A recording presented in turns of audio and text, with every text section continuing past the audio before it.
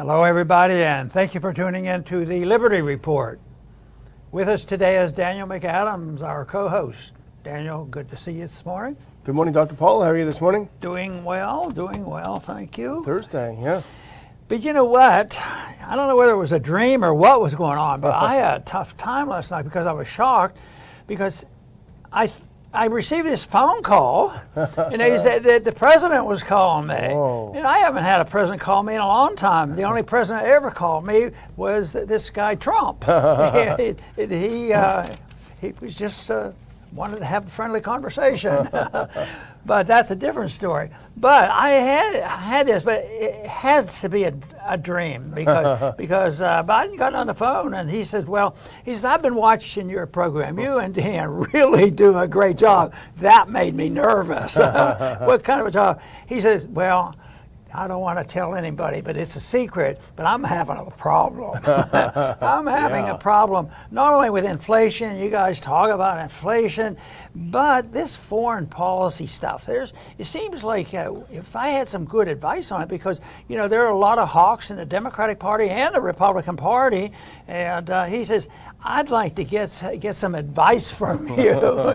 So, I've narrowed it down, and I wanted to confirm with you, and we'll see what kind of reaction we get from our audience. I said, well, it's not all that complicated. I said, if you want to improve the situation and the conditions that we've had since World War II, just tell them tomorrow, just like a De Gaulle would do it. We're out of here. Yeah. And just chuck it and get out of NATO, and things would get better.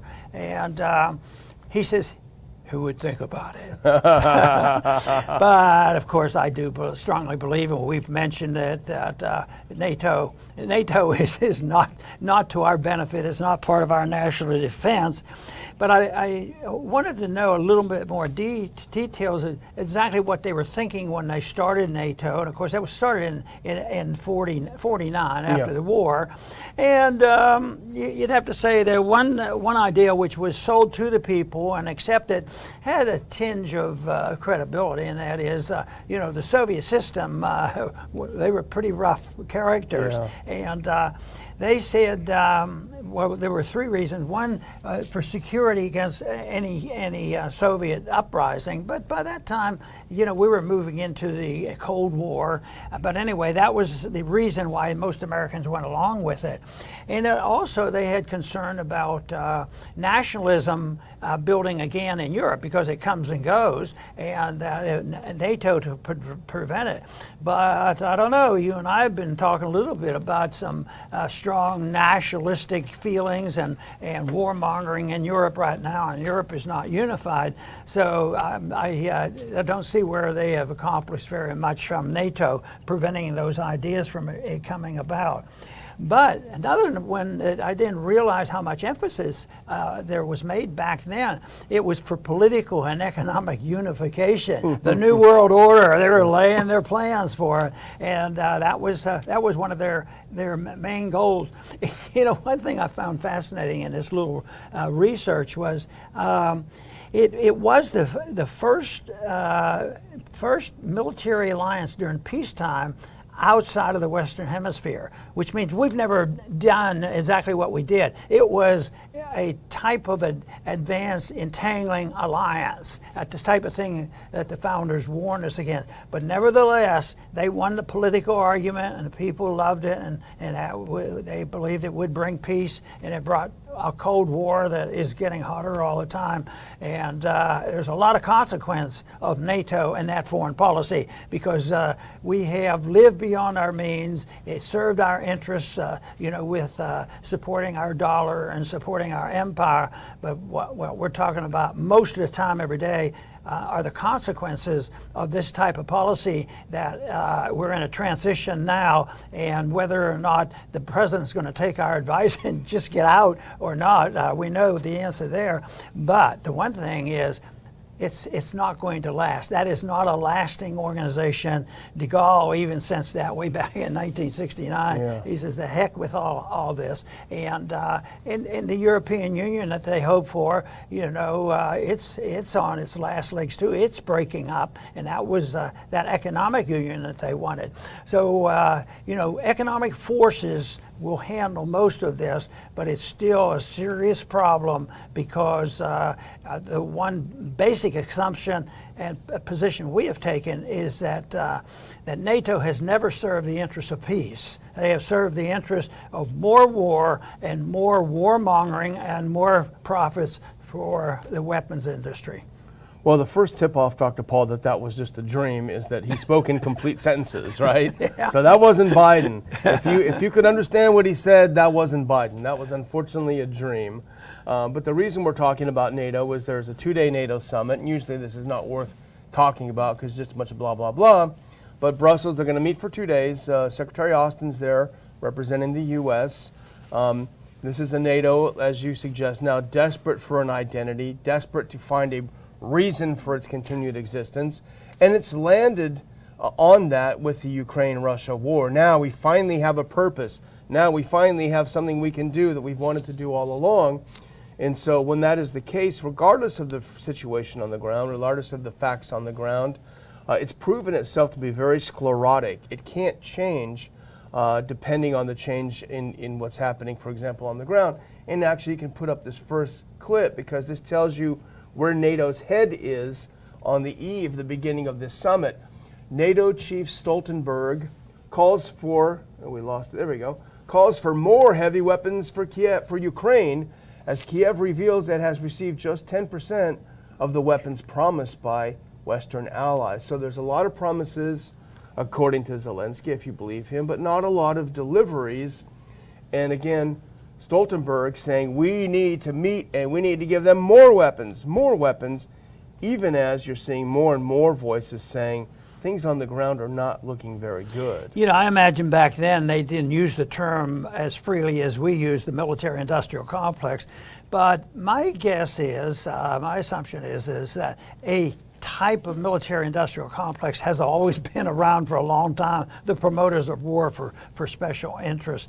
And a couple other interesting tidbits when they were putting NATO together was the expression by some of the promoters in the media said, well, this is good because time has come for this because America has shifted their foreign policy and they have essentially given up on diplomatic isolationism. So they get that pitch in, and back then the isolationists were known, of course, for not wanting to fight the Germans and the Japanese immediately or do anything to prevent it from happening. So that was thing. But the other thing is there were some other seeds planted. Of course, there was requirements that they're supposed to prepare and militarily all the countries that join so that they get together. But I imagine the one article that they quote the most now, and what does it mean, is Article 5. Yeah. If one group, even groups who are thinking about it, are included in Article 5, we might let you in, but we better treat you as if you're in because we want everybody to come together. And everybody means all the countries who take our money. Not that they're going to contribute anything to national security for us. It's they're ruining our national security because we're defending them and spending all our money. But Article 5 says if anybody's attacked, everybody has to go in and help out. But everybody was supposed to prepare militarily, and that would be good for building weapons. I bet there was a little profiteering going on. Yeah, for sure. And we see it here today. Biden has answered the call, and we were slackers yesterday because we talked about $600 million more going to Ukraine. That's not the case because right after we finished the show, Biden wasn't being friendly with us. He was being mean to us. He went and gave out a statement. Let's put this up. Here's from the White House. Here's Biden talking. He just finished watching our show and said, "We'll show them." He said, "I informed President Zelensky, with 2 eyes, that the United States is providing another $1 billion in security assistance for Ukraine, including additional artillery and coastal defense weapons as well as ammo for the artillery, et cetera, et cetera. So 600 million, nah, that's chump change. It's $1 billion.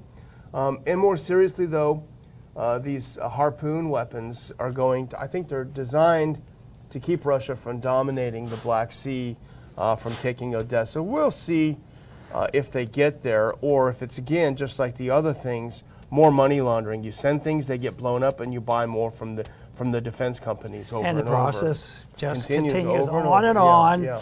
And yet there is an end point, because the bankruptcy will finally force us to change our ways.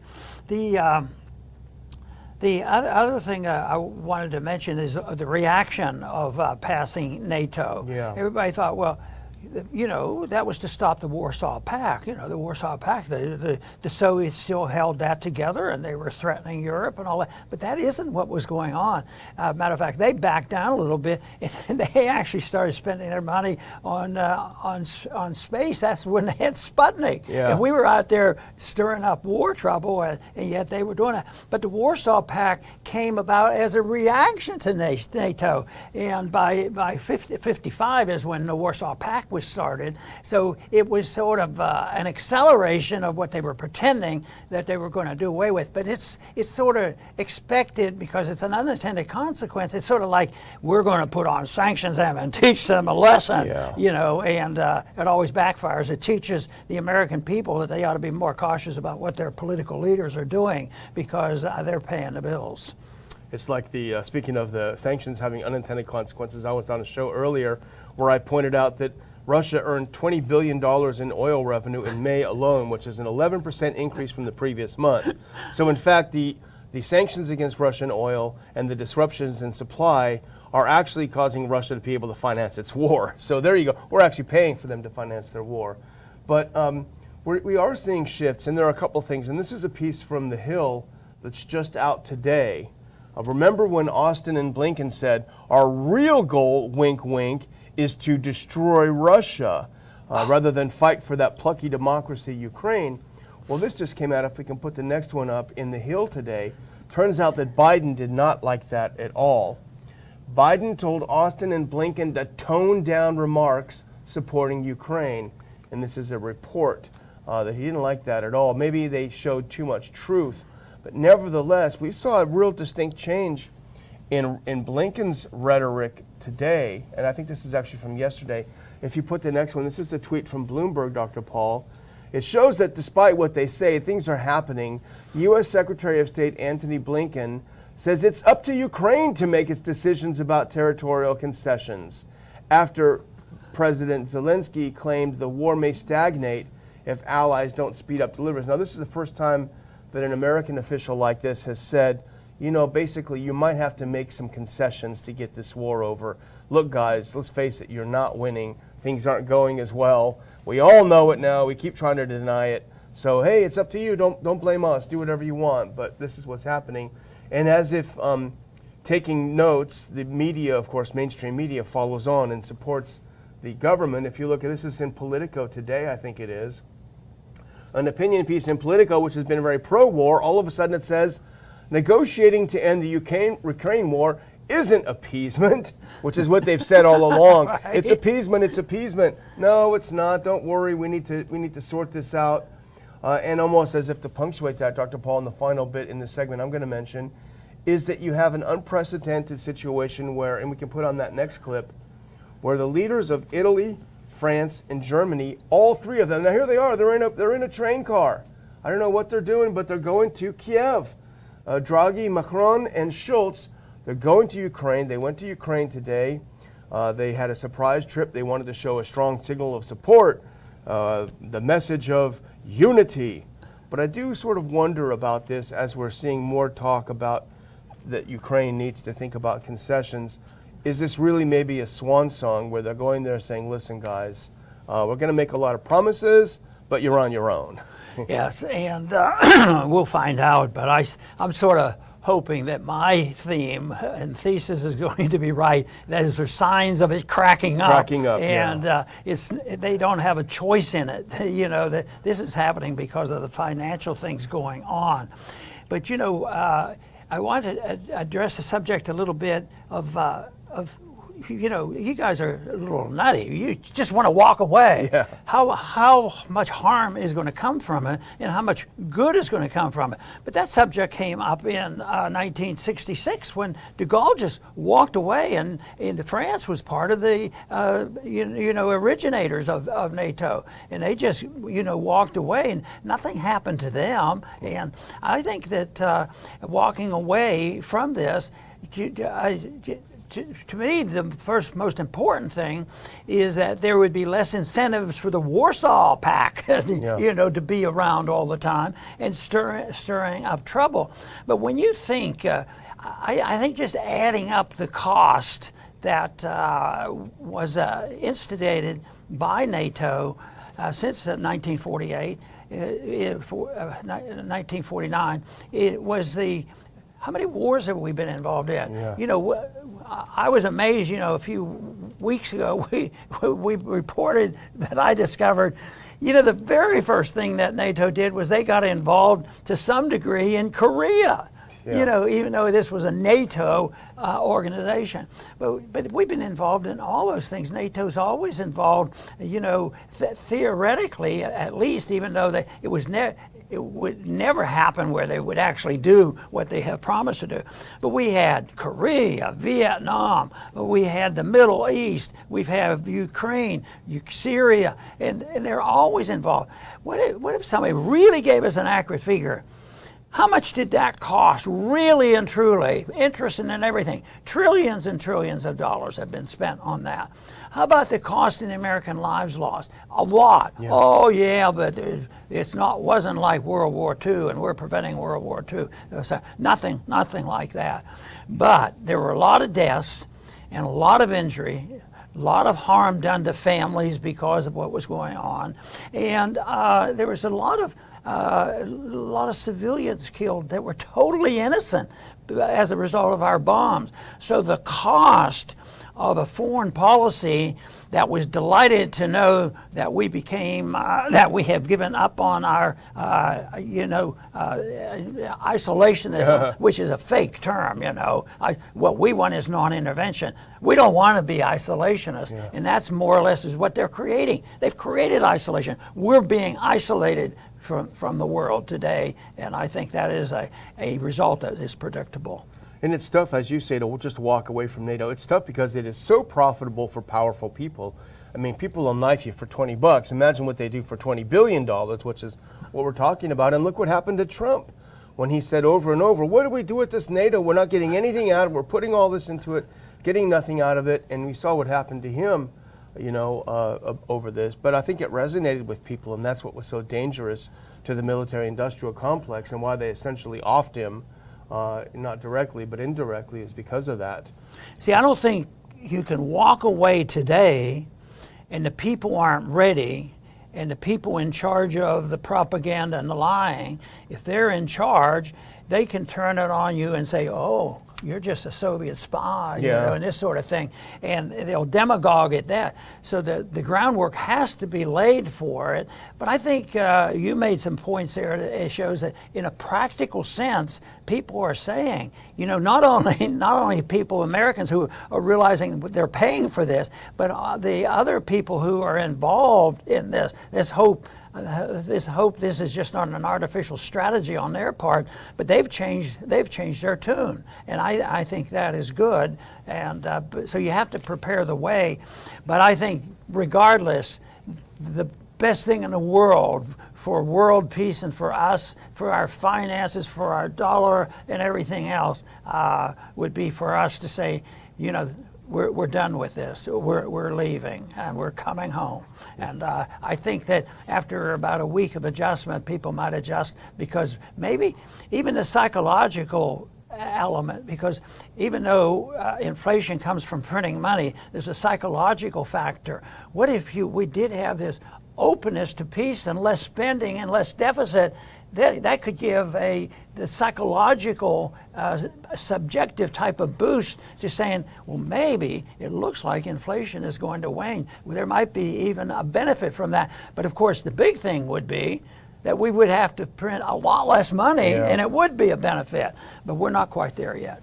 We're not quite there yet. Well, the last topic I wanted to throw out, Dr. Paul, because we like surveys, or I like surveys a lot, I hope you do. This is a new survey that came out. It was published yesterday, and it was a survey done by the European Council on Foreign Relations. And it was about peace versus justice, the coming European split over the war in Ukraine. And this is fascinating. And of course, the results, like with many polls, are mixed. So I am picking out the ones that are specifically, I think, of interest to us, that show some interesting shifting views in Europe. If we can look at the next clip, I'll just run through them really quick. Now, this question was about, are you in the peace camp or the justice camp, or a little bit of both? The peace camp wants the war to end now. They don't care who wins, they want it to end. The justice camp wants to punish Russia, and they want Russia to win. And the swing voters kind of go either way. And this is fascinating because the peace camp, European Union-wide, is 35%. They are the plurality over the justice camp of 22. And when you throw in the swing voters, if they swing more toward the peace camp, you have got a majority in Europe. And in fact, in many countries in Europe, it's a majority or close to majority of people saying, we do not support our leaders pushing this war forward. We want out. And look at that next clip, and you'll see exactly what I mean, Dr. Paul. The size of Europe's voter camps in response to Russia's war on Ukraine. If you look at Italy, 52% are in the peace camp. We want it over, versus only 16 in the justice camp. And it's similar in Germany, 49 to 19 in the war versus punish Russia. Romania, 42-23. France, 41 to 20. Overwhelmingly in favor. The only countries where you see we need to punish Russia are the most insane countries like Poland and the UK, who have a lopsided preference for punishing Russia, and Finland as well. Another one here, Dr. Paul, and this, I think this suggests some interesting divisions within Germany. If we look at this next one, this is according to political party. Now, Germany as a total, we said, is 49 in favor of peace camp versus 19 in favor of punishing Russia. But if you look at the Alliance for Germany, the AfD party, 78% are in the peace camp. And this is the conservative right-wing alternative to the CDU-CSU. 78% oppose this war. Social Democrats traditionally are pro-peace, 55%. CDU, 43%. Big numbers in favor of peace. The weird thing is, the only party in Germany where you see a decreased level of support for peace is the Green Party, which was founded to oppose nuclear armament in Europe. So the Greens have actually come out in Germany more opposed to the peace than the other parties. But I think those numbers are strong, and they tell a lot about where the German people are in the country, in the continent. You know, I think this is very important, to take these polls and find out. But then again, a generic poll today, even with a lot of warmongering still going on, if you couch the question more objectively, are you for peace and freedom and balanced budget? And most Republicans, oh yeah, we are. Peace through the strength. We spend more money on the military. Yeah. So, but it's still good stuff. It is. But people will respond, in a favorable way. But the big question we have is, how can we get them in reality to support the people that do that, and they don't kick them out of office because, you're a Russian spy, because Putin's you won't do that. You want to finish? Yeah, I have one thing. I'm going to give our viewers a sneak peek. You'll see it here first, of our logo and design for the September conference, September 3rd, Washington, D.C. Let's put it up. Let's put it up a little bigger if we can expand it a little. September 3rd, 2022, Westin, Washington Dulles Airport, Anatomy of a Police State. And tickets are not on sale yet, but I'm hoping later today. I just run into a lot of moving parts into getting these tickets on sale, but hopefully today. And I will send out a notice to all of the RPI subscribers with a link to ticket sales as soon as they go up on sale. So if you're not a subscriber to free updates from RPI, I will put a link in the description here where you can sign up for free and subscribe to updates and get your tickets. We're also signing our Lake Jackson conference contract, I think, today, and that will take place in Lake Jackson on the 5th of November. So lots of stuff happening for RPI this summer, and we're very happy about it. You know, if we could get a movement going to finally extricate ourselves from, you know, this involvement right now, especially in Ukraine, we would need a slogan. You know, in Vietnam when that was going on, there were slogans about, you know, about emphasizing how dumb the whole thing was. But the most famous slogan, or the most famous explanation on why we should get out of Vietnam, was Muhammad Ali. Yeah. When he finally said, and his language was much better, much more emphatic. Yeah. But it was there. He said, "What have they done to me? Yeah. What have done?" And he gave up the championship title. He believed in his in being for peace, and he was punished for it. He was convicted for it. I don't know if he served time, but he suffered a lot, you know, from that. And I think just what he said was what we need more of that. Just come home. And I think that it's sort of like biting the bullet. It's sort of like, yes, I don't want to have this surgery because it's a tough surgery, but it's going to save my life. But I don't think it's going to be that bad if we would just walk out, because it's not going to happen tomorrow. But when it finally does happen, it'll be such an economic benefit, you know, to everything and to everybody. But you know, I opened a program with talking about this was the first time we had a peaceful military alliance, you know, outside of the Western Hemisphere, and it's an alliance that is very specifically is the kind of alliance the founder says, don't get involved in an entangling alliance. This is entangled, you know, and it got worse as the years go by. But I think you did several times today indicated, you know, the reasons why we could unentangle it, and there's a lot of reasons for it. You know, I frequently would argue there are moral reasons why we shouldn't do this. There are financial reasons why we shouldn't do this. There are constitutional reasons why we shouldn't do this, but ultimately, the most important reason ends up being pragmatic, and that doesn't make any sense. And why do the people die, and why do we go broke doing this? And I think we're seeing signs of that. So I'll take a victory any way we can get it. I mean, but if they started with a basic principle of staying out of entangling alliances and protect this country, we wouldn't have such a complicated mess. So I think that it's possible. People should think about it and not say, "Oh, the world will come to an end." They keep arguing with me that if you have a free enterprise system and free markets, you would have total chaos. No, you have total chaos now, and that's what you want to prevent. This whole idea that freedom causes chaos. No, freedom prevents the chaos, and freedom is what provides the peace and prosperity that most people seriously want. I want to thank everybody for tuning in today to the Liberty Report. Please come back soon.